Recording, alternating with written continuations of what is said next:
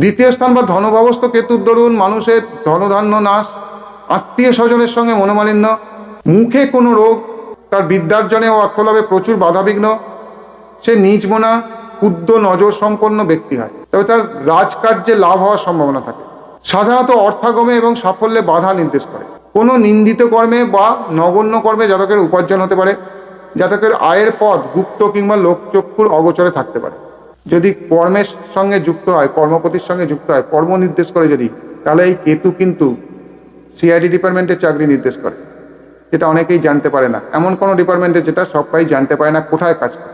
আবার যদি কুকাজ নির্দেশ করে, তাহলে আবার 2 নম্বরই কাজ কারবার, যেটা গোপনে করতে হয়, ধরা পড়ে গেলেই জেল হাজত হওয়ার সম্ভাবনা থাকে, সেরকম সূচনা করে। আলস্যের জন্য বা অবহেলার জন্য জাতকের অর্থকষ্ট হওয়া অসম্ভব নয়। যদি বৃহস্পতি, রবি অথবা চন্দ্রের দ্বারা অনুগৃহীত হয় কেতু, তাহলে জাতক গুপ্তভাবে